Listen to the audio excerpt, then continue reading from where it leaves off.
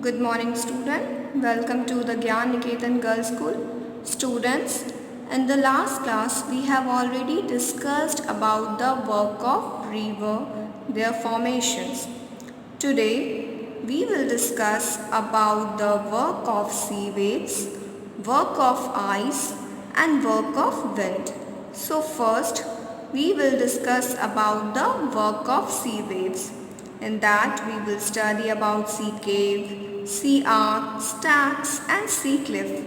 So we know the erosion and deposition of the sea waves give rise to the coastal landform. That means how this coastal landform formed? They are formed actually the erosion and deposition of the sea waves. Sea waves continuously strike at the rock and if there is a continuously strike at the rock, the crack develop and over time they become larger and wider. So hollow-like caves are formed on the rock and they are the sea caves. Okay, the hollow-like cave which are formed on the rock, they are the sea cave. And after that, when these cavities become bigger and bigger, only the roof of the caves remain and this form the sea arc. After what happened?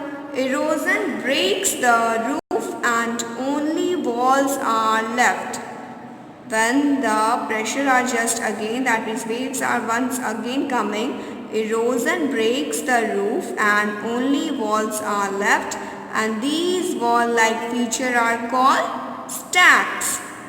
The steep rocky coast rising almost vertically above the sea water, and this is the sea cliff. So the sea wave deposits sediment along the shore forming the beaches, and this is the work of sea waves. Okay. Now moving to work of ice.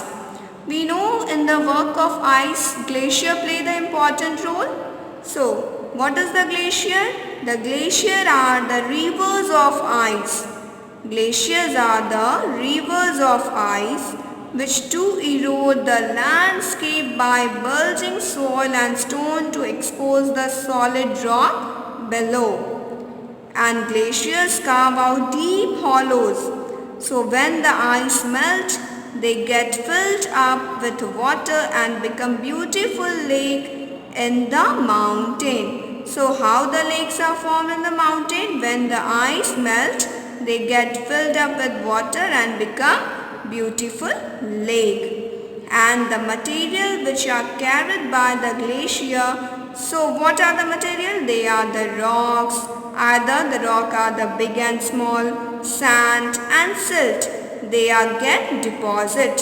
So these deposited material are called the glacial moraine. Okay. Now moving to work of wind. Student, have you visited to a desert? Anyone? Okay. So if you have visited to the desert area, you have to collect some picture of sand dune. Okay, this is the homework. So we know an active agent of erosion and deposition in the desert area is wind. There is no water, there is no work of sea wave. Only in the desert area the main agent is the wind. So in desert we can see rocks in the shape of mushroom which are known as the mushroom rock. Okay. So wind erode the lower section of the rock more than the upper part. These rocks have narrower base and wider top. So what is the mushroom rock? When the wind erode the lower section of the rock which are more than the upper erode the lower section.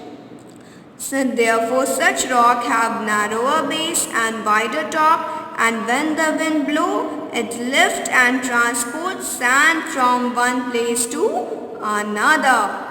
And when it stops blowing, the sand fall and get deposited in low hill like structure. This is the sand dune. Okay, what is the sand dune? That means when the wind blow, it lifts and transports sand from one place to another, and when it stop blowing, the sand fall and get deposited in low hill, and the structure formed as the sand dune. And after that, what happened? When the grain of sand are very fine and light, the wind can carry it over very long distances. And when such sand is deposited in large area, it is called the loess. Okay. So, what we have discussed in today's class? We have discussed about the work of sea. We had already discussed about the work of ice. We had discussed about the work of wind. So in the next class, student will discuss about the objective of this chapter. So girls, your class is over. Thank you.